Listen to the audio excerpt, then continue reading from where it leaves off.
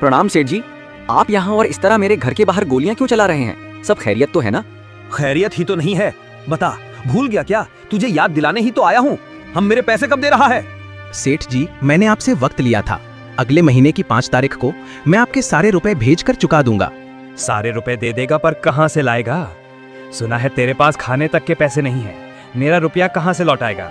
सेठ जी, मैंने आपको बताया है ना, मैंने जो तारीख थी है उसी तारीख पर मैं आपको रुपए लौटा दूंगा। कहाँ से लौटाएगा मेरे रुपए? अपनी शादी पर लिया था तुमने कर्ज, अपनी पत्नी से नहीं मिलवाएगा हमको क्या? अरे तेरी विवाह के लिए रुपए तो हमने ही दिए थे, इतना तो हक बनता है हमारा। शोर शराबा सुनकर करती भी बाहर आ जाती है। सुहान अभी सेठ से बात कर ही रहा होता है कि सेठ की नजर करती पर पड़ती है और वो तुरंत बोल उठता है। अरे इतनी सुंदर स्त्री, ये तुम्हारी पत्नी है? अरे इतनी सुंदर लड़की तुम्हें किसने दे दी? तभी तो कह रहा था अगले महीने सारा पैसा लौटा दूंगा। तेरे पास तो खजाना है, ये खजाना हमें दे दो, हम तुम्हारा सारा कर्ज माफ कर देंगे। क्या कहते हो? सेठ जी, होश में तो हैं आप? ये मेरी पत्नी है, समझे? मेरी पत्नी। अब तुरंत यहाँ से दफा हो जाइए। मैं अगले महीने की 5 तारीख को खुद आपकी हवेली आकर पैसे दूंगा। अब दोबारा मेरे घर आने की हिम्मत मत करना, वरना अच्छा नहीं होगा। हाँ हाँ जाता हूँ, लेकिन सुन ले, अगर अगले महीने मेरे पैसे नहीं मिले ना तो याद रखना बहुत बुरा होगा, समझा? चलो लड़को, निकलो यहाँ से। बस यही सुनने को रह गया था क्या?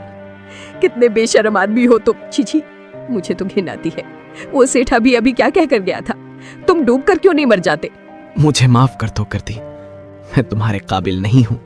सुहान थक हार कर नदी पर बने पुल की तरफ चला गया। मेरे पास अब जिंदा रहने की कोई वजह नहीं है। ऊपर वाले, मैं बहुत थक गया हूँ। मैं आत्महत्या नहीं करना चाहता, मगर मेरे पास कोई दूसरा रास्ता नहीं है। सेठ का इतना कर्ज चुकाना है और ऊपर से मैं अपनी पत्नी को एक वक्त का खाना तक नहीं दे सकता। क्या मैं इतना बुरा हो गया हूँ? अरे भाई, ये नदी बहुत गहरी है, यहाँ से अगर गिर गए ना तो तुम्हारी लाश भी नहीं मिलेगी। जरा पीछे हट जाओ। क्या बात है, बहुत परेशान लग रहे हो? नहीं, चलो, किसने मुझसे मेरी परेशानी के बारे में पूछा? वरना यहाँ हर कोई मेरी गरीबी की वजह से मुझसे बात तक नहीं करता। मुझे कितना दर्द होता है ये कोई समझता ही नहीं। वैसी नाउमीदी रखना अच्छी बात नहीं है। चलो बताओ, मैं तुम्हारी परेशानी सुनूंगा और जो कुछ भी मेरे बस में होगा मैं तुम्हारी मदद करूंगा। अब बताओ क्या हुआ? देखो, जब बुरा वक्त आता है तो अच्छा वक्त भी जरूर आता है। मेरी एक बात याद रखना, हर इंसान का वक्त आता है और तुम्हारा भी जरूर आएगा।